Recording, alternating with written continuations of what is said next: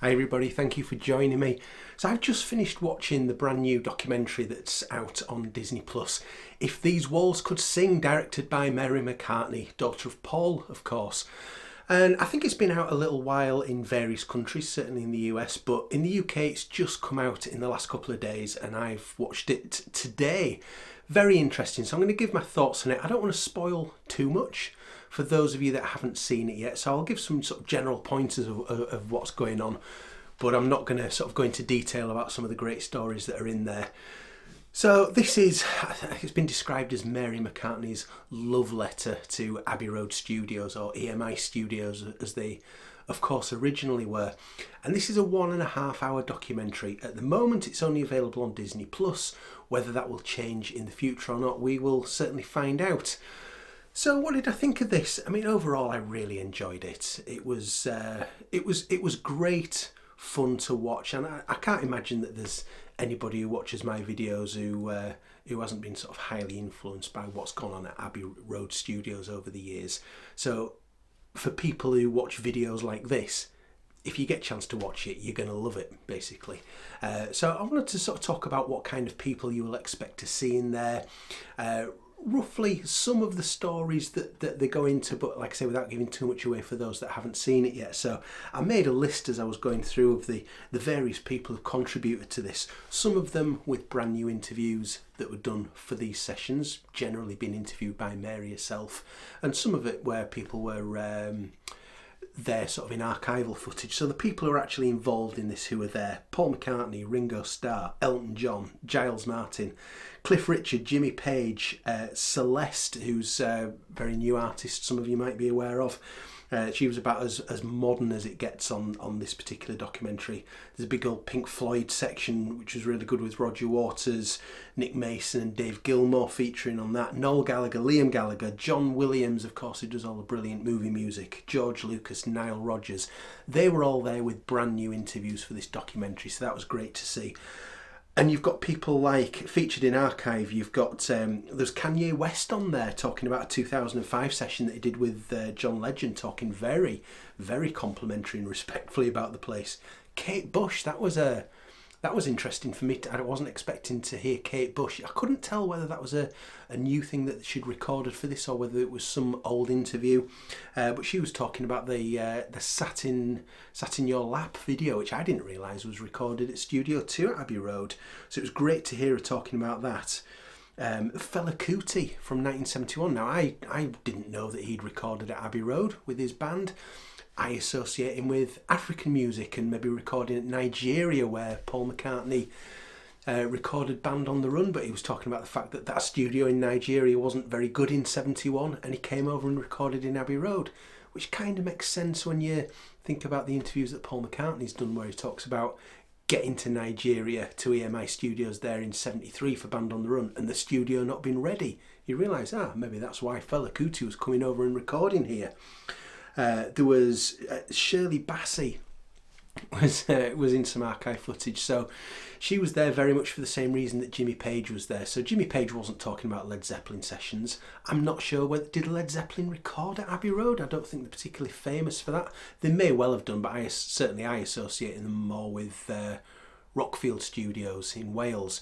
But Jimmy Page was there talking about his really early session work, and one of the sessions that he played on was Goldfinger.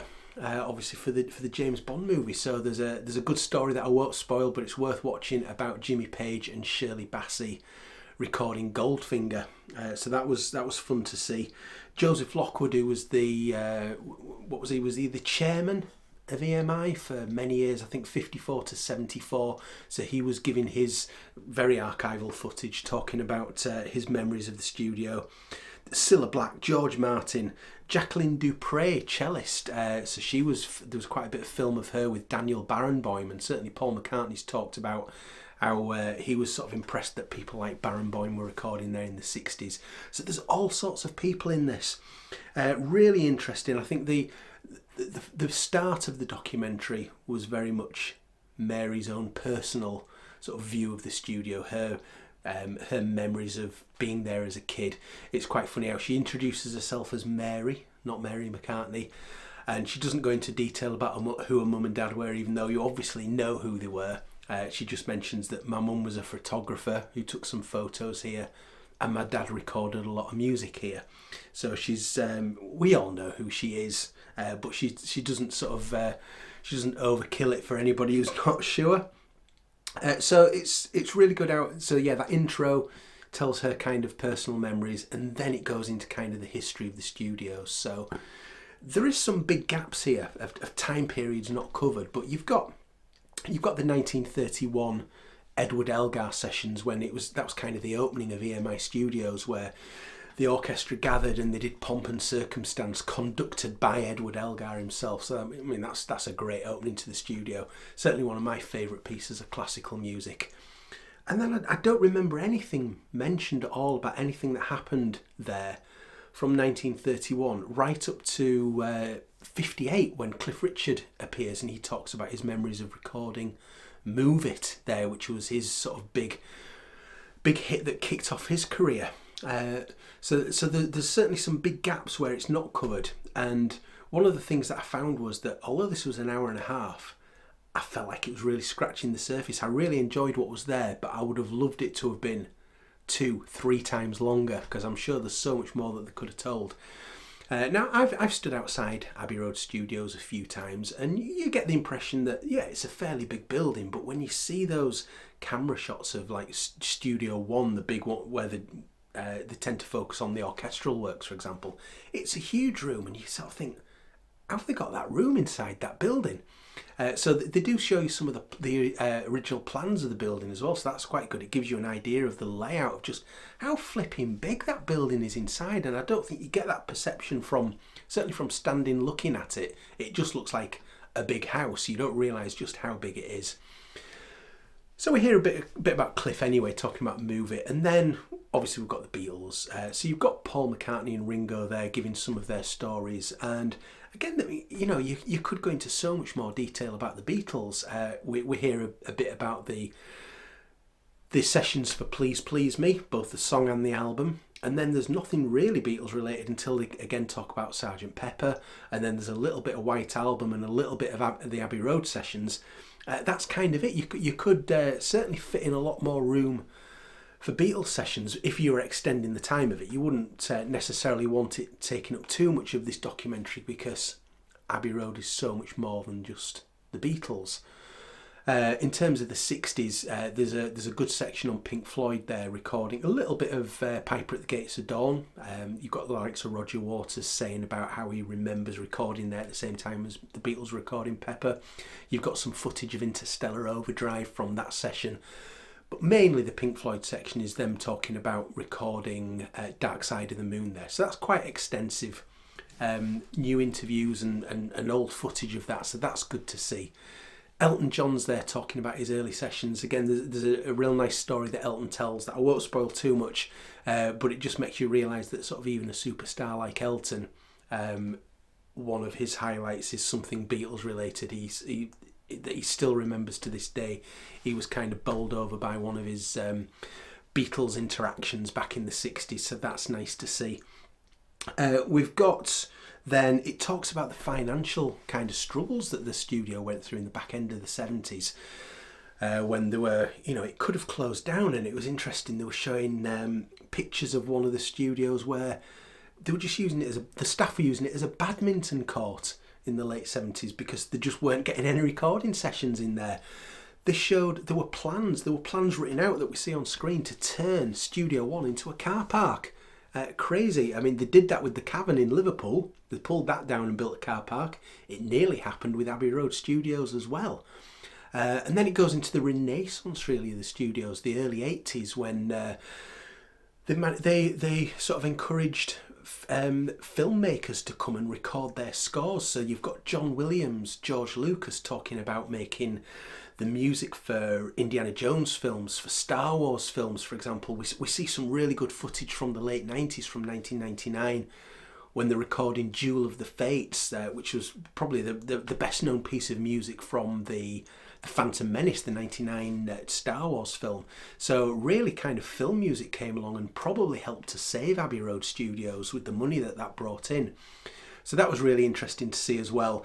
Noel and Liam Gallagher talking about recording Be Here Now and the last album, Dig Out Your Soul. So Noel Gallagher's sort of quite serious. He's a funny guy, but he's sort of quite seriously sort of talking reverently about Abbey Road Studios. And then Liam comes along, and Liam's really funny. I always find Liam Gallagher really funny, and he certainly was on this as well.